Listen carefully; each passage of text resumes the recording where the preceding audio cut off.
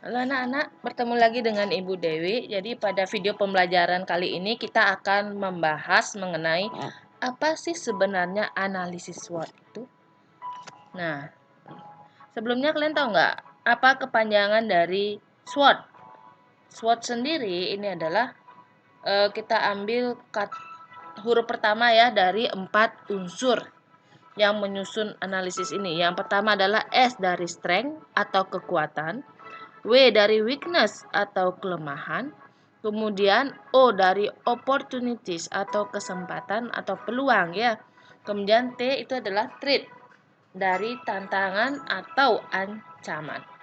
Nah, sebelum kita lanjut apa dari keempat unsur analisis SWOT ini, kita lihat dulu sebenarnya dari mana pengertian analisis SWOT ini.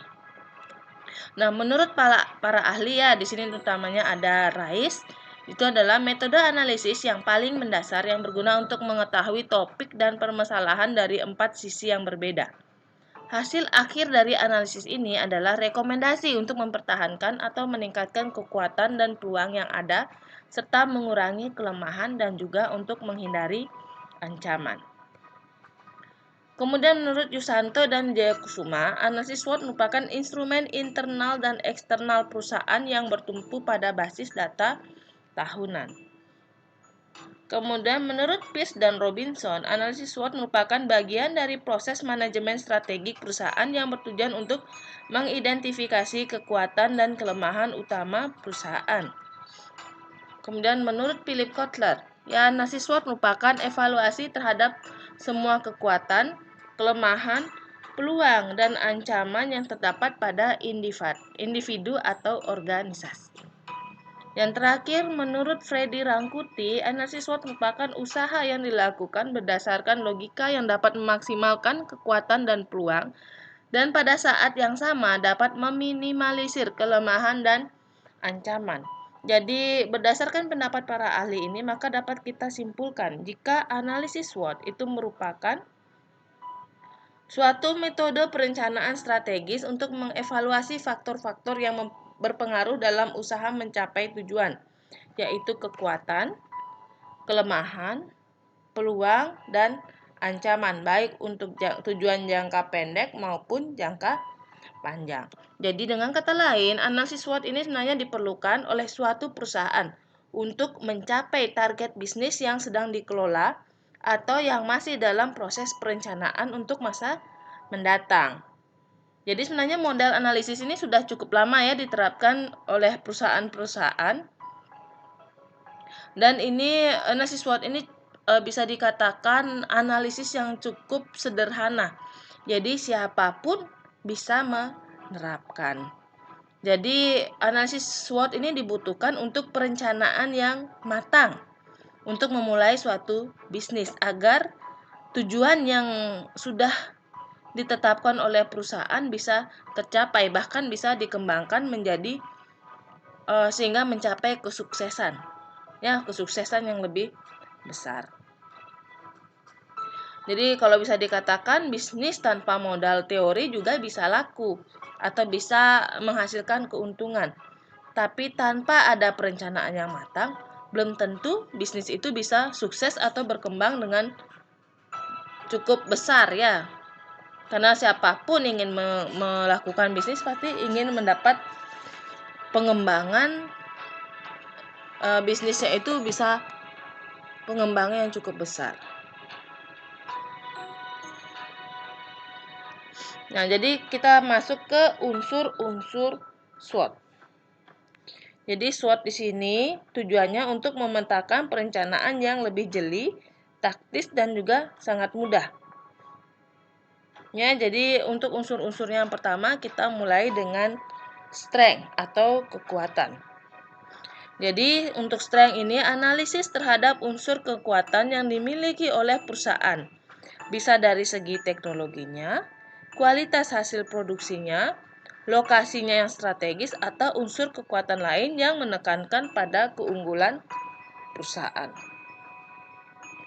Jadi pada saat memulai suatu bisnis yang harus dipikirkan itu apa? Yang pertama, apa sih kelebihan bisnis atau perusahaan Anda? Misalnya ingin mengeluarkan produk A, kalian harus punya kelebihan produk yang kalian keluarkan dibandingkan dengan produk sejenis yang sudah ada di pasaran.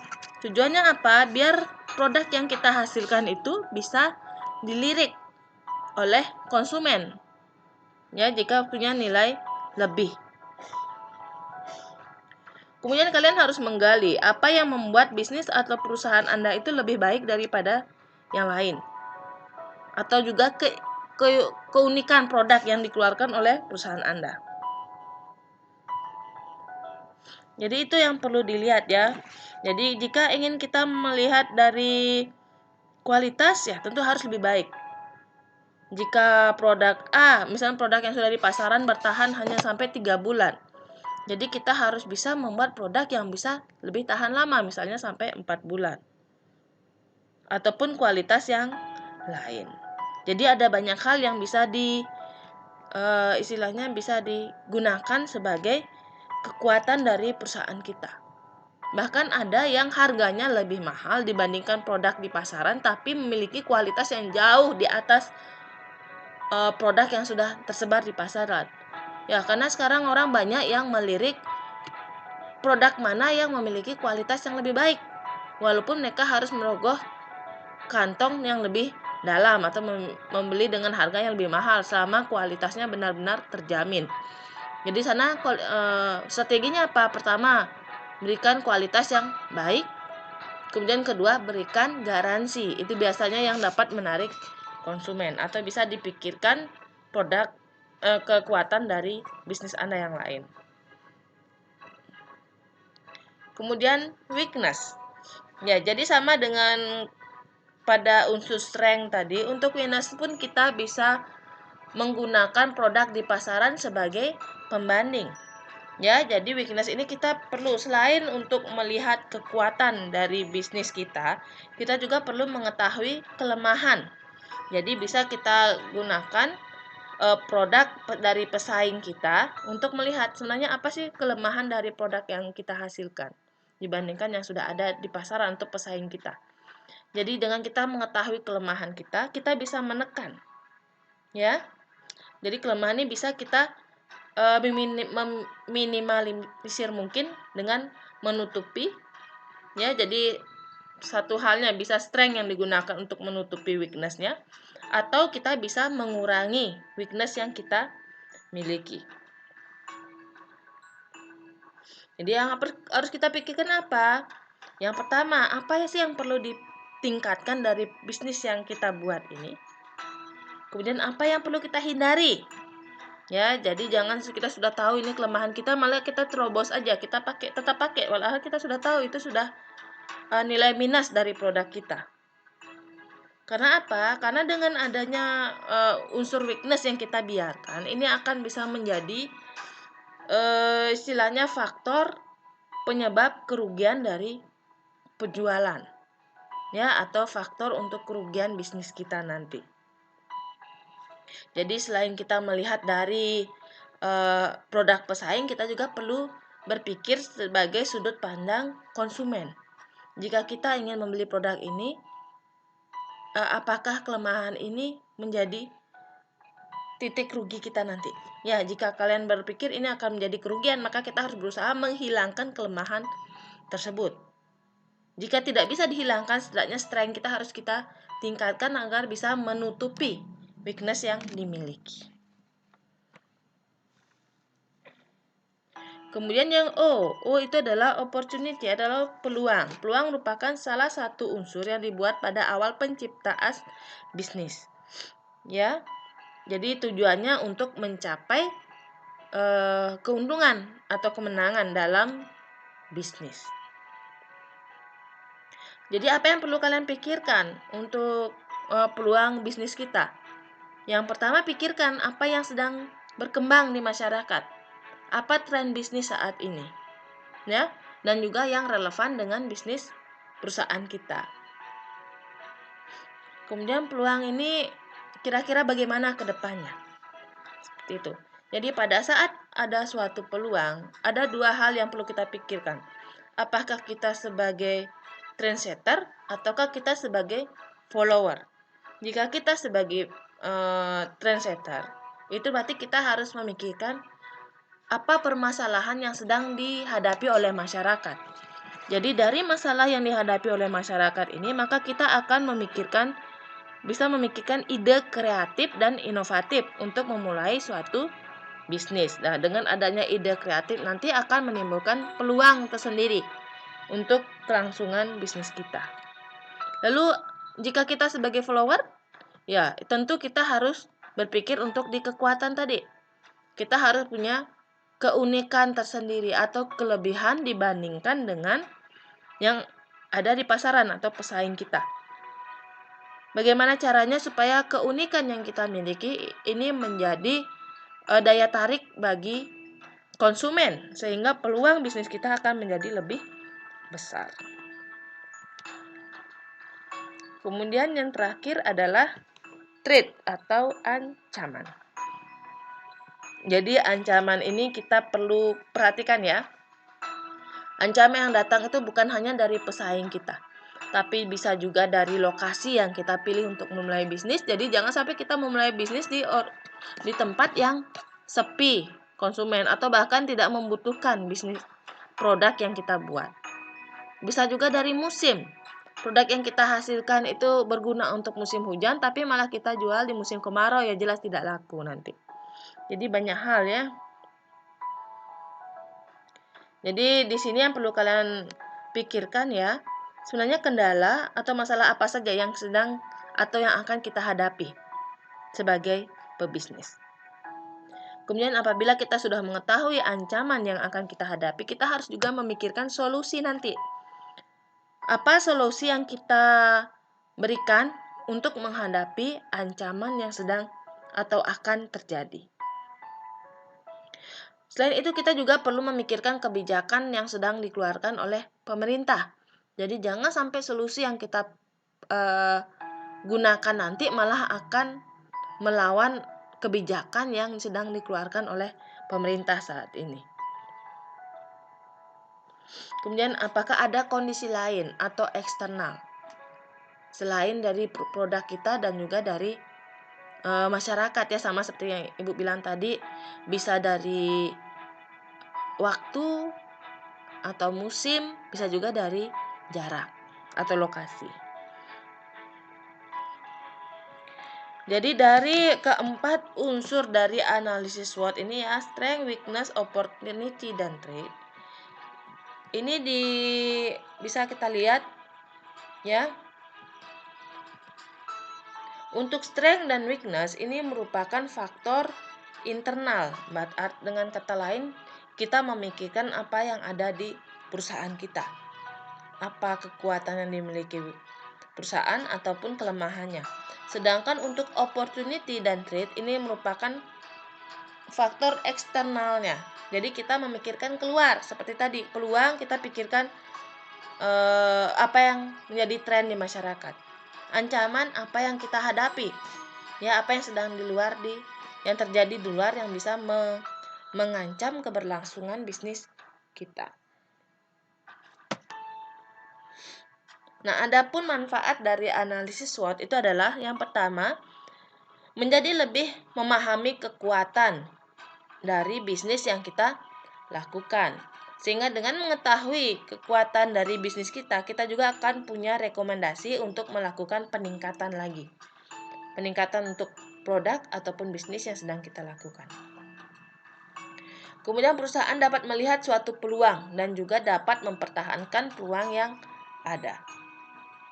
Yang ketiga, perusahaan dapat mengetahui kelemahan serta mencari solusi untuk mengurangi kelemahan tersebut.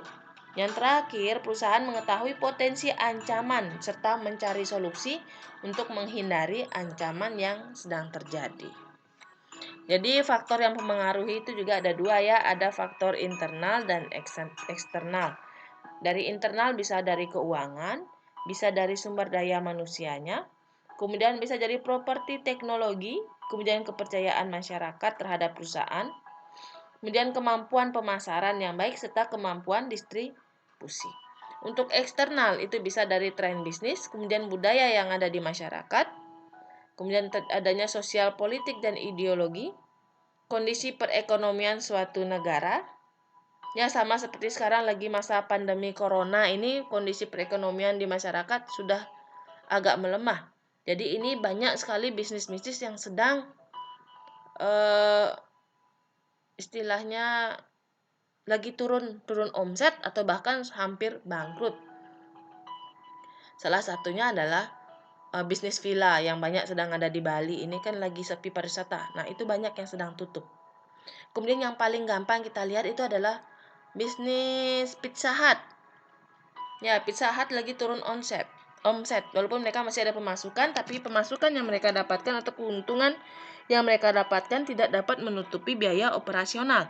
Lalu apa strateginya? Nah, jadi di sana mereka sudah melakukan mencari solusi untuk menghadapi threat yang sedang dihadapi, yaitu dengan melakukan promosi, ya, beli 4 100.000 dan itu dipasarkan tidak hanya di gerainya saja, tapi dipasarkan di jalan-jalan oleh salesnya, ya. Jadi itu salah satu bukti nyata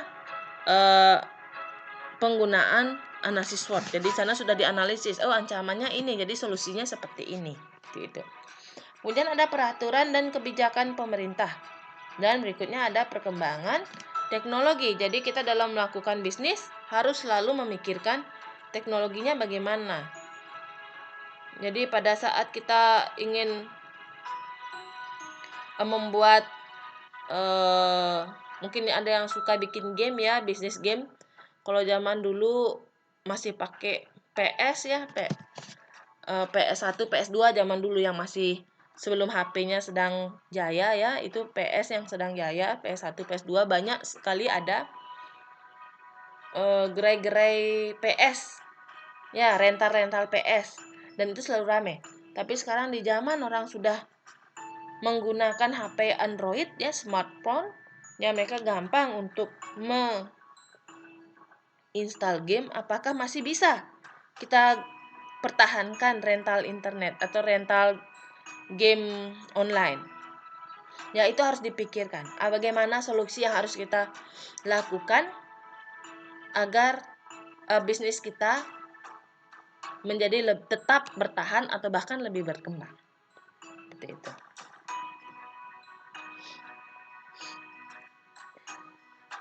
Jadi contoh, ya, untuk Ibu berikan satu contoh, misalnya kita ingin melakukan atau ingin membuat yang sederhana saat ini adalah membuat bisnis toko online. Ini yang saat ini sedang banyak sekali marak karena sudah ada Shopee, Tokopedia, kemudian ada Lazada, ada Blibli, Bukalapak, dan segala macam jenisnya, ada banyak sekali saat ini.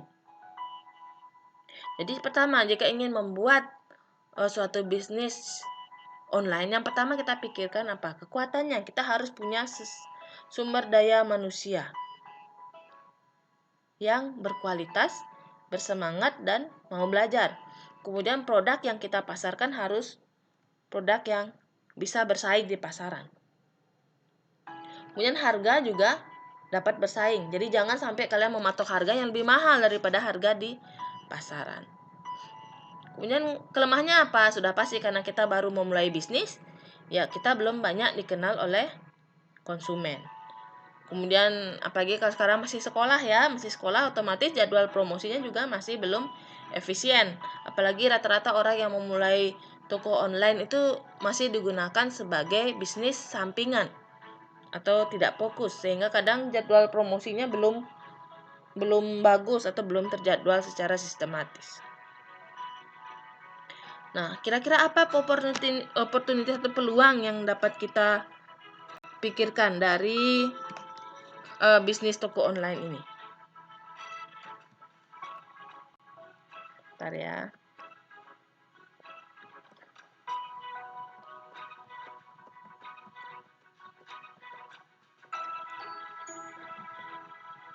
Nah, tadi strength sudah, weakness. Nah, sekarang opportunity atau peluangnya apa kira-kira? Nah, sekarang otomatis karena sedang ramai, ya, yang namanya e-commerce, ya, seperti banyak-banyak toko online itu, jadi masyarakat pun akan lebih banyak yang sering berbelanja online. jarang sekarang masyarakat belanja offline. Jadi lihat aja Ramayana di sana sudah tutup ya. Kemudian Matahari udah mulai sepi karena sudah banyak sekali e-commerce yang masyarakat pun berpikir untuk mending saya beli online.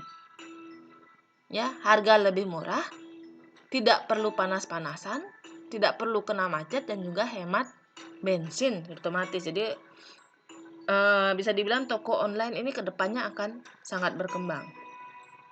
Kemudian kesempatan untuk mengembangkan jaringan pemasaran juga bisa meluas. Jadi kalian nggak cuma memasarkan di satu tempat.